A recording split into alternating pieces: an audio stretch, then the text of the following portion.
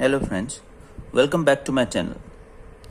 In last few videos we have discussed about growth, metabolism and reproduction as living characteristics.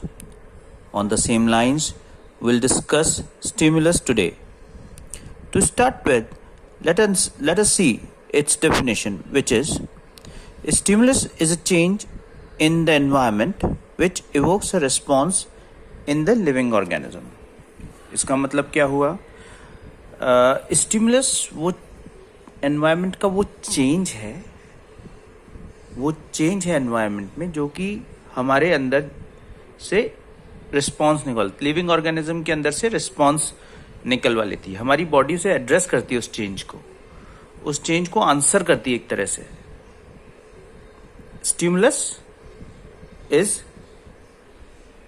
a change in the environment which evokes a response in the living organism. ठीक है ना? Now it is the most obvious and technically complicated feature of all living organisms. सबसे obvious मतलब living है तो वो response to stimuli show करेगा. अच्छा, stimulus singular है, stimuli plural है. ठीक है, stimulus का रिस्पॉन्स शो करेगा अगर लिविंग है तो बहुत ऑब्वियस है. ठीक है, तो इन्होंने बोला है कि बहुत ही एक इंपॉर्टेंट फीचर है लिविंग ऑर्गेनिजम्स का response to stimuli, right. And at the same time बहुत बेसिक है पर बहुत कॉम्प्लिकेटेड है, बहुत ऑब्वियस है पर बहुत टेक्निकली कॉम्प्लिकेटेड है, क्योंकि उसमें नर्वस सिस्टम और हमारे फिजियोलॉजिकल सिस्टम को पूरा इन्वॉल्वमेंट होता है. तो इसलिए एट द सेम टाइम ये बहुत टेक्निकली कॉम्प्लिकेटेड फीचर भी है रिस्पॉन्स टू स्टिमुलस. ठीक है, और हम इसको जैसे हमारे सेंस ऑर्गन्स हैं, eyes, year, skin, which will discuss in detail in advance classes और लाइक इन 12th. ठीक है, उसमें हम पढ़ेंगे कि हमारे किस तरह से हमारे सेंस ऑर्गन्स एनवायरनमेंट को सेंस करते हैं. ठीक है, और प्लांट्स के कॉन्टेक्स्ट में देखें तो लाइट, वाटर, टेम्परेचर, दूसरे ऑर्गेनिजम्स के साथ इंटरेक्शन, पॉल्यूटेंट्स, इनको प्लांट्स रिस्पॉन्ड करते हैं. ये प्लांट्स के लिए स्टिमुलस हैं, हमारे लिए भी हैं, प्लांट्स के लिए भी हैं. All organisms from prokaryotes to the most complex eukaryotes can sense and respond to environmental cues. अच्छा, यहाँ क्यूज यूज किया हुआ है एक टर्म जो कि जिसका मतलब स्टिमुलस ही है, CUES, cues, which is equivalent to stimulus, right. तो कहाँ से बिल्कुल बेसिक जो ऑर्गेनिज्म है प्रोकैरियोट्स, उनसे लेके एडवांस्ड यूकैरियोट्स तक सारे organism response to stimulus show करते हैं. अच्छा, प्रोकैरियोट्स और यूकैरियोट्स के बीच में एक बेसिक आइडिया भी बता दूं, बाद में तो हम डिटेल में पढ़ेंगे. प्रोकैरियोट्स बेसिकली वो ऑर्गेनिजम्स हैं जिसमें कि मेम्ब्रेन बाउंड ऑर्गेनल्स एब्सेंट हैं. मेम्ब्रेन बाउंड ऑर्गेनल्स कौन से हैं? Mitochondria, Golgi apparatus, endoplasmic reticulum, lysosomes etcetera. Eukaryotes में मेम्ब्रेन बाउंड ऑर्गेनल्स होते हैं, like mitochondria, Golgi, ER and lysosomes, right. एक बेसिक अभी आप आइडिया ले लीजिए, बाद में हम डिस्कस करेंगे इसको. प्रोकैरियोट्स में बैक्टीरियाज आते हैं, बाकी यूकैरियोट्स में प्रोटिस्टा, फंजाई, प्लांट्स, एनिमल्स, ये सब आते हैं, right. So all organism ranging from prokaryotes to the most complex eukaryotes display response to stimulus, right.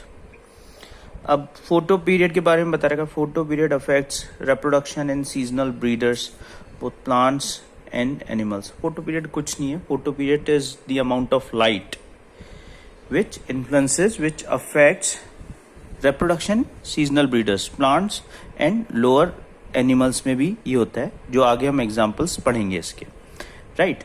तो हम अपने एनवायरनमेंट को जवाब देते हैं, रिस्पॉन्ड करते हैं. दैट मीन्स कि हम अपने एनवायरनमेंट के प्रति जागरूक है, अवेयर है, राइट. हम अपने एनवायरनमेंट, अपनी सराउंडिंग्स को लेके अवेयर हैं. तो हमारी लिविंग ऑर्गेनिजम्स की प्रॉपर्टी क्या हो सामने आई? Consciousness, awareness. हम अपने एनवायरनमेंट को लेके कॉन्शियस हैं, राइट.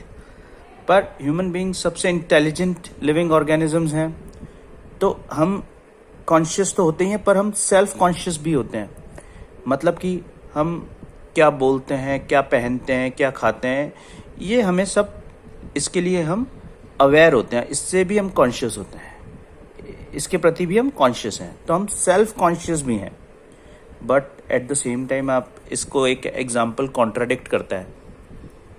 जैसे कि कोई इंडिविजुअल है, कोई एक्सीडेंट हो गया या वो कोमा में है किसी कारण से, कोई डिसीज़ है या कोई भी कंडीशन है, मेडिकल कंडीशन, उसकी वजह से वो कोमा में है, जो कि जिसमें फिर ऐसे सिस्टम्स जो कि उसके हार्ट और लंग्स को रिप्लेस कर देते हैं, ऐसे सिस्टम्स पे है, लाइफ सपोर्टिंग सिस्टम्स पे।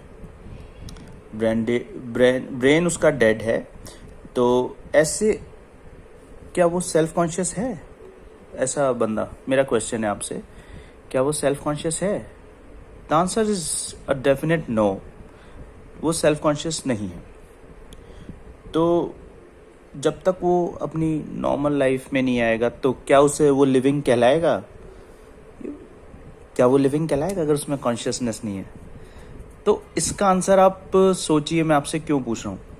मैंने एक ऐसा कैरेक्टरिस्टिक बताया था जिसका कोई एक्सेप्शन नहीं है, मेटाबॉलिज्म।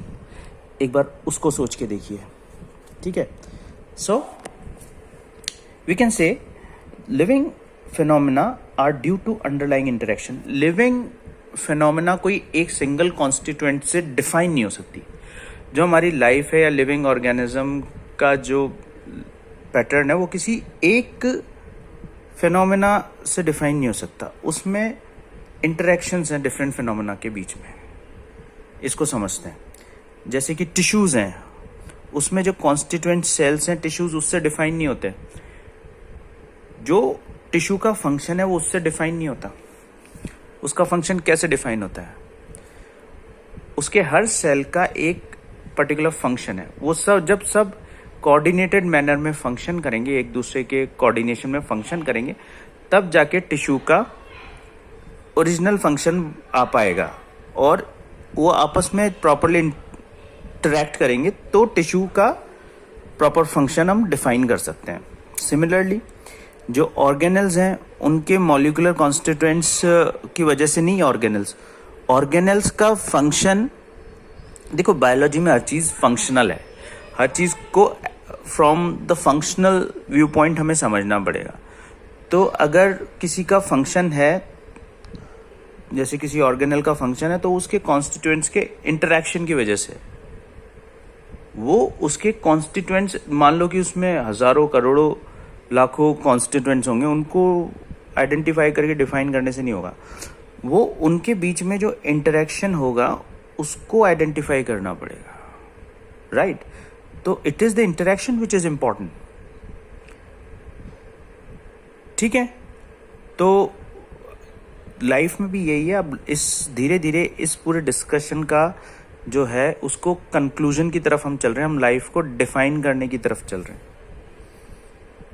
एक लिविंग ऑर्गेनिज्म को डिफाइन करने की तरफ चल रहे हैं।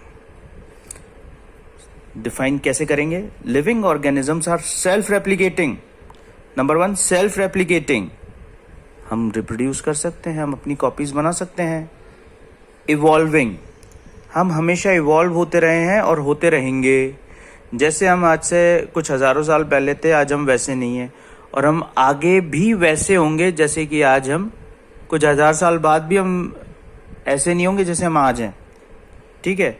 सेल्फ रेगुलेटिंग, हमारा पूरा सिस्टम आपस में इस तरह से इंटरैक्ट करता है कि हमारे पास एक सेल्फ रेगुलेशन है। आगे हम होम्योस्टैसिस भी पढ़ेंगे। हमारे पास एक सेल्फ रेगुलेशन है, मेरे कोई एक्सटर्नल फैक्टर ड्राइव नहीं कर रहा है, सब कुछ इंटरनल है। इंटरनली हम ड्राइव हो रहे हैं, और ड्राइव हमारी आपस में कोई कॉन्स्टिट्यूएंट्स के बीच में इंटरैक्शन है। Self regulating interactive system, interactive system बहुत इंपॉर्टेंट है। इंटरैक्टिव सिस्टम कहना बहुत इंपॉर्टेंट होगा। Capable of responding to external stimuli, हम बाहरी स्टिमुलस को आंसर कर सकते हैं, उसको रिस्पॉन्ड कर सकते हैं, उसको एड्रेस कर सकते हैं। मैं दोबारा रिपीट करता हूँ, living organisms are self replicating, evolving, self regulating interactive systems capable of responding to external stimuli. ये एक कॉम्प्रिहेंसिव डेफिनेशन हुई, उसकी कंप्लीट डेफिनेशन हुई. And you all know biology is a story of life on earth and evolution biology भी इसमें थोड़ा सा एक पुट आता है. evolution biology एक सेपरेट ब्रांच है, उसमें भी हम पढ़ेंगे कैसे हमने एक कॉमन जेनेटिक मटेरियल से लाइफ इवॉल्व हुई. आज इतनी complex life system, living systems हैं, तो वो कैसे हुए ये हम एवोल्यूशनरी बायोलॉजी में भी आगे पढ़ेंगे. With this I would like to conclude my video and see you in the next video, and kindly subscribe, watch and share my channel, my videos. Thank you.